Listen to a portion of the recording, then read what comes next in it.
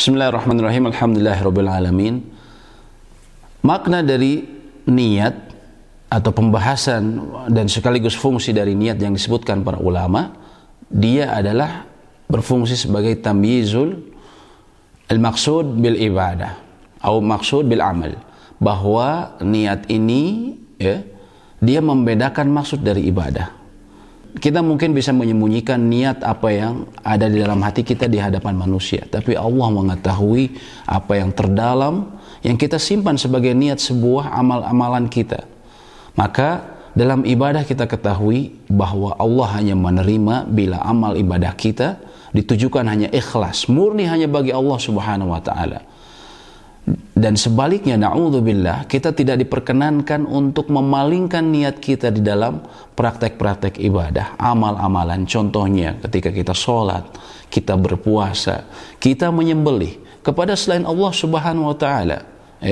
Contohnya kita seseorang misalnya menyembelih kepada selain Allah karena kenapa? Mengharapkan dia membangun jembatan. Kemudian dia mengharapkan keselamatan, katanya jin di sini, kata orang-orang sini kalau mau selamat dia harus sembelih. Dia harus sembelih kambing di sana.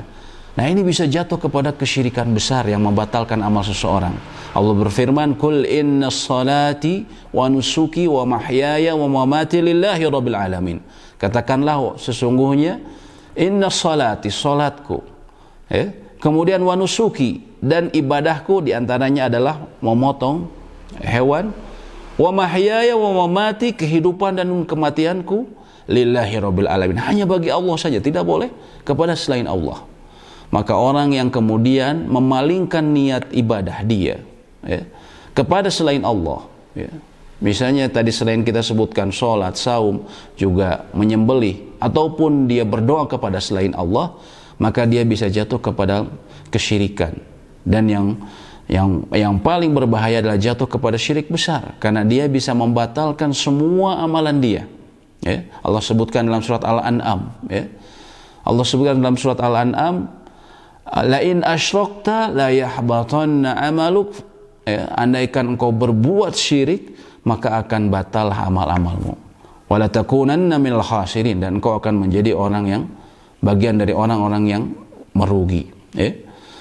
Lalu bisa juga seseorang jatuh tidak sampai kepada kesyirik besar. Kalau syirik besar membatalkan semua amalan dia, walaupun dia haji bolak-balik, umrah bolak, bersedekah tidak hitungan.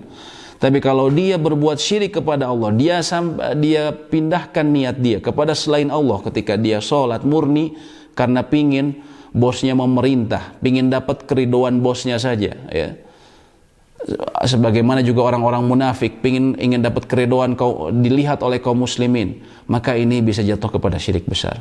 Atau bisa juga kita jatuh, seseorang bila salah niat dalam ibadahnya, dia bisa jatuh ke dalam syirik kecil, berupa riya, pingin dilihat dari ibadahnya, ataupun sum'ah, pingin dipuji, pingin didengar sama orang, pingin dipuji, oh masya Allah orang ini kalau sedekah, oh nggak hitungan, uangnya nggak ada seri, dibagi kalau ini dia niat dia kemudian misalnya bersedekah karena seperti itu.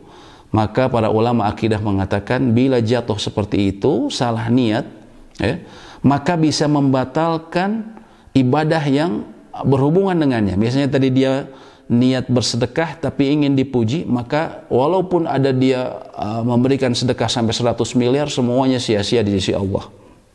Begitu pula orang yang berhaji, na'udzubillah, dan banyak sekali contoh seperti ini. Orang yang berhaji, dia berniat agar mendapat kedudukan di masyarakat, agar disebut pehaji, agar di masyarakat lebih dihormati. Dan karena kebiasaan di kampung saya, kalau udah sukses kita berhaji, bukan karena niatnya, karena dia rukun Islam, karena dia berhaji karena Allah Subhanahu wa ta'ala, bukan. Lebih berat cenderung kepada urusan dunianya. Maka na'udzubillah, itu bisa membatalkan. Dia bayar mahal-mahal haji, susah payah di sana di Arafah, di Mina dan segala macam, tapi di sisi Allah tidak dinilai. Na'udzubillah. Wa qadimna ma amilu min amalin faja'alnaha haba'an manthura. Maka kelak akan diperlihatkan amal-amal mereka yang telah dilakukan di dunia, lalu kami jadikan bagaikan debu-debu yang berterbangan. Nah, ini bahayanya masalah niat. Oleh karena itu penting sekali kita memahami dengan baik masalah niat, Ya, yang terutama yang bagian yang pertama ini yang disebutkan para ulama bahwa fungsi niat adalah dia membedakan maksud dari sebuah ibadah. Allahu a'lam bishawab.